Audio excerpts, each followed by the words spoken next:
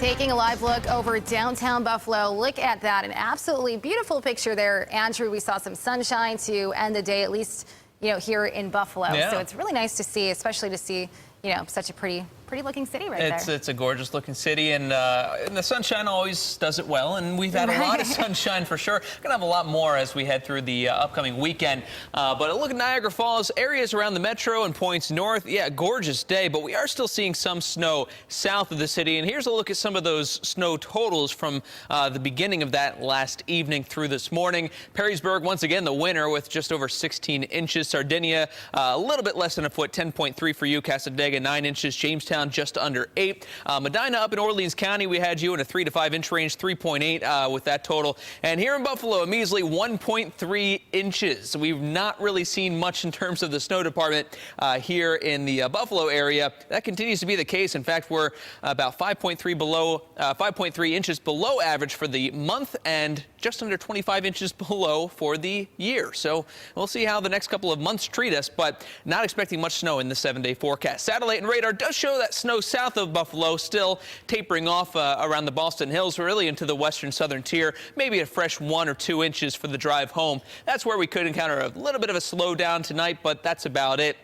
Certainly manageable here in the metro area. No problems expected. Overnight, those clouds will fade and we'll see more sunshine back for your Friday. And that'll be a nice way to start off the weekend. Maybe some high clouds drifting through, but no rain, no snow in the forecast for the next 24 hours. Temperatures right now still sub-freezing all across western New York. It will be another cold night out there as temperatures dip down into the teens for the most part. So be sure to bundle up as you head on out. Good news is that wind is backing off noticeably. Coming up in my full 4 and forecast, talking about a big warm up on the way for the weekend. We'll talk temperatures in just a few minutes.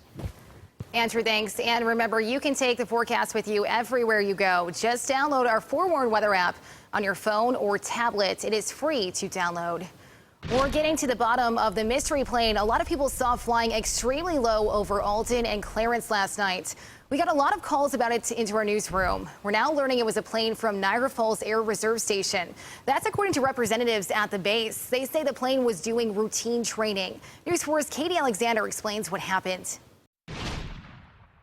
Paul Werner says he was out here on Linden Drive in Alden around 6:45 last night, clearing off his car when he heard a loud roar for several seconds, looked up a little, and saw a large plane flying way too low.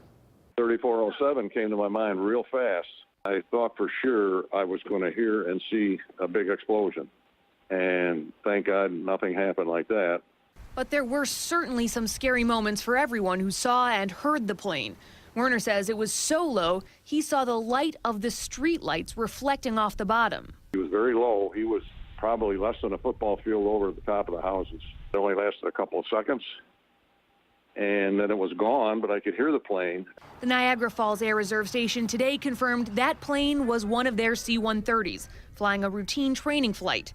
Those cargo planes are designed to fly as low as 300 feet, but usually cruise between 500 and 1,000 feet up. And they're flying over western New York all the time, with training missions every week. Usually they try to fly over less populated areas so people don't notice. But the one spotted over Alden last night was a little different. We're told the crew saw a minor warning light go off as they were flying, so they turned to take the most direct route possible back to the base. They were still on an approved route, still working with air control, but this flight took the plane over the Clarence area where, understandably, people are on edge about low-flying planes. The 8-year anniversary of the tragic Flight 3407 crash was only last weekend. And in the dark last night, and in the few seconds the plane was seen, at least some people saw similarities. That type of plane, too, it was, it wasn't a jet, just like 3407. Air base reps point out that people are used to seeing commercial flights like the ones that come out of Buffalo Niagara International. So when they see anything else, it catches people's attention a whole lot more. Reporting in Cheektowaga, Katie Alexander, News 4. Right now at 4, Governor Andrew Cuomo is in Williamsville. He's speaking at the Meeting House on Main Street. He's expected to make an announcement. We're there live right now. Let's go ahead and take a listen in. Why doesn't government do it? Government does to a certain extent, but it's ad hoc. County executive, it's a great title, county executive. But in truth, the county executive does not have authority over the local governments. County executive is only responsible for his or her county government. It'd be like, I'm governor of New York, but by the way, there's nothing I can do on any of the counties. Well, then how do you run the state? Efficiently, if you have no power over the counties. Same thing for a county executive. I believe they have to be empowered to convene a meeting to say, we're all here, we have to find out how to have the efficiencies. Erie County, 1,000 local That's Governor governments. Andrew Cuomo speaking live in Williamsville right now. News 4's Rachel Monjovi is there in Williamsville, and we'll have an update from her coming up on News 4 at 5. An update about 2 recent raids by Border Patrol agents. A spokesperson with the agency says agents received a tip that led to the arrest of 7 people who were in the U.S. illegally. This most recent incident was yesterday on Grand Island. The agency says they got word about illegal immigrants on Long Road. Agents later spotted 2 vans full of people at a restaurant. 2 of the men tried to run when agents moved in. They later found them inside the Rite Aid. Agents detained 7 men. 1 was a convicted sex offender who had been deported before. We also now know what led to Monday's raid in Hamburg outside a 7-Eleven. Agents arrested 23 illegal immigrants. They're all men from Central and South America. Agents initially told us they spotted something suspicious while patrolling. A spokesperson now says Monday's raid was based on specific information from previous cases. The immigrants came from several countries, including Guatemala, Mexico, and Honduras. As all eyes are on illegal immigrants, the case in Colorado is sparking national debate. An undocumented immigrant mother is now taking refuge at a Colorado church.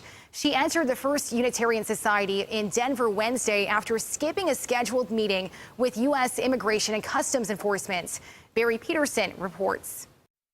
An emotional Janet Vizguera is fighting to stay in the United States. This is not just an attack on me, it's an attack on the entire immigrant community, she said, speaking from the church where she has taken refuge. If the system thinks it can break me, that it can make me kneel, the system is wrong.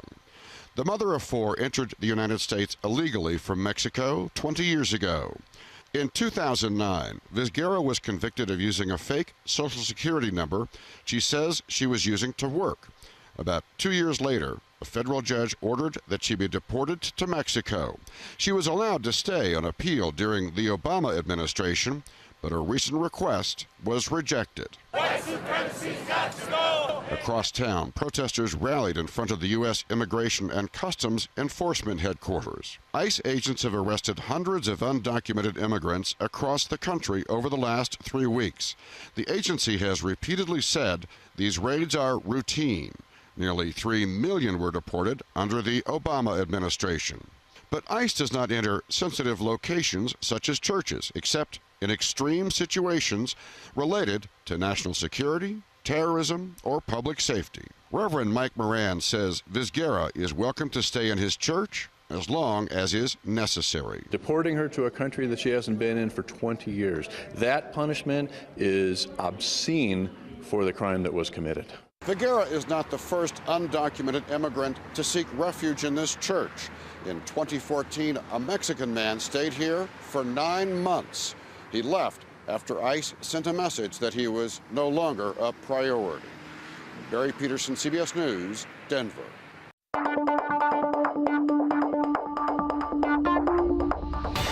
This administration is running like a fine-tuned machine.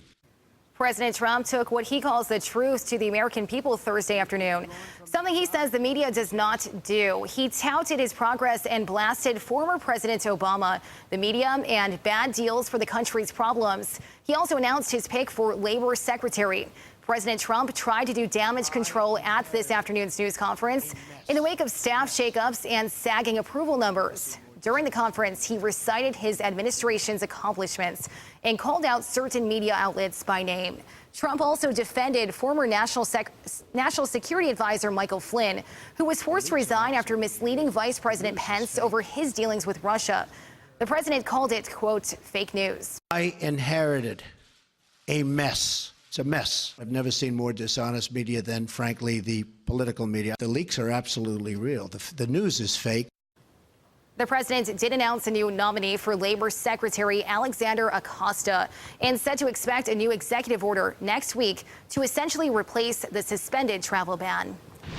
Next, a new sport for token toss-up. Monopoly is saying goodbye to one of its classic game pieces. The reason for the shakeup at Park Place.